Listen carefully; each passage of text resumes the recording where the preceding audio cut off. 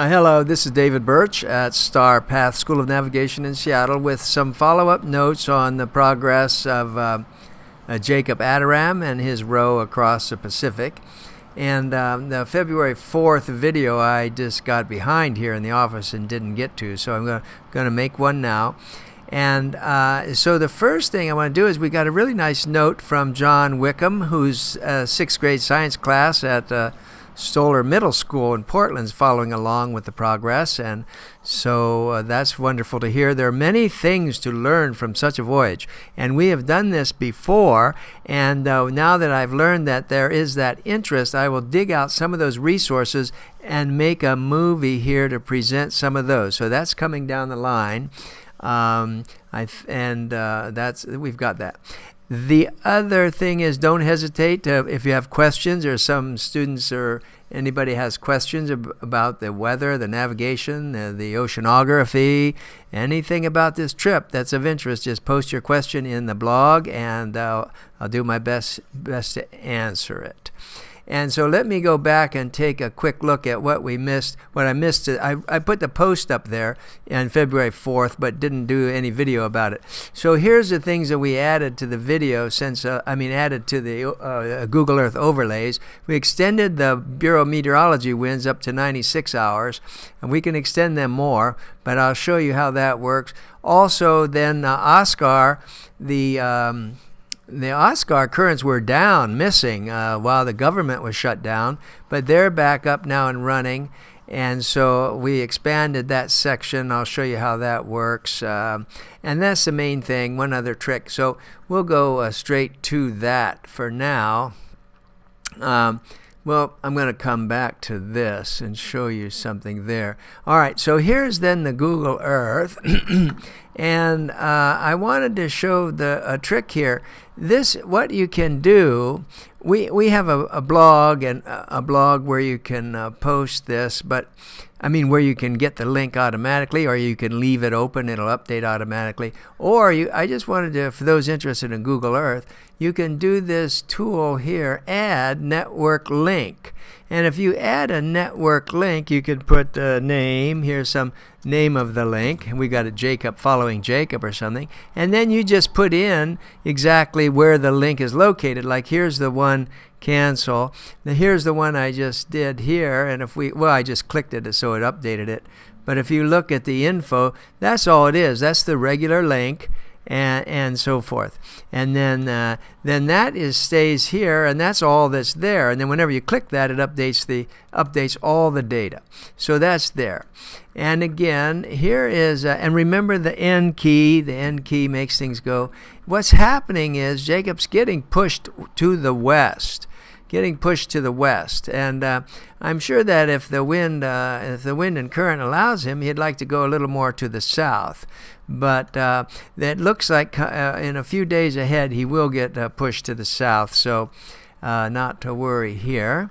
And then again, the way you determine the progress is you just look red line to red line and go hit this button, and then you see it go from like here to here. And you see that's a 24-hour run, and that's about 34 nautical miles, roughly, and going west. But let's look at what's going on. Here is the winds. Here, look at the real winds, the ASCAT winds.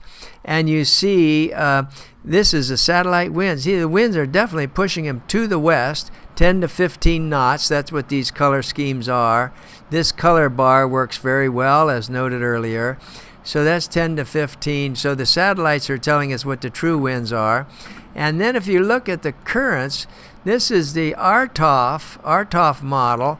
And this is about like this is only a few tenths up here, maybe 0.4 knots of current, 0.3.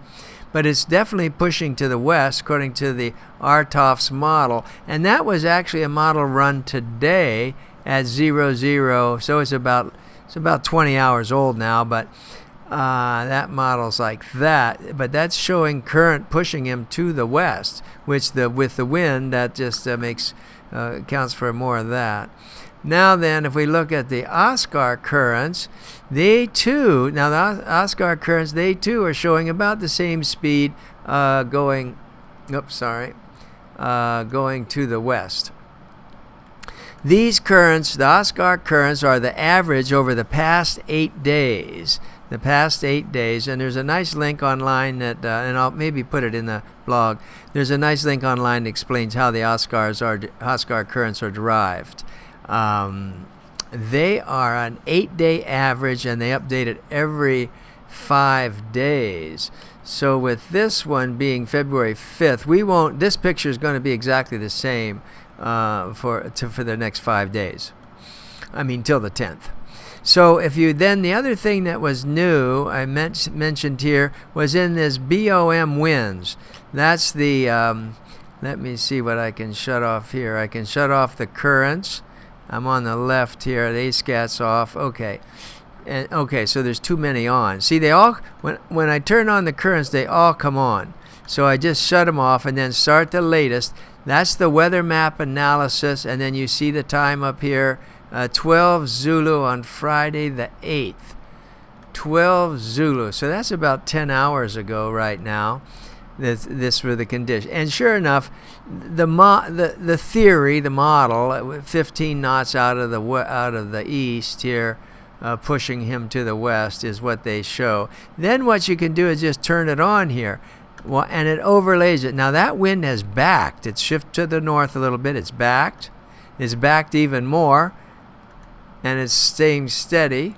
And then steady again. But you see what's happening for the next few days. The wind is backing around to the north, which is going to push him to the south. And that is that's the and so that accounts for what we're seeing there. And I think I'm actually going to stop this video at this point and then make another separate one to show how we do a longer term analysis with a separate tool. So I'm going to stop with this one at this point. I don't see, yeah.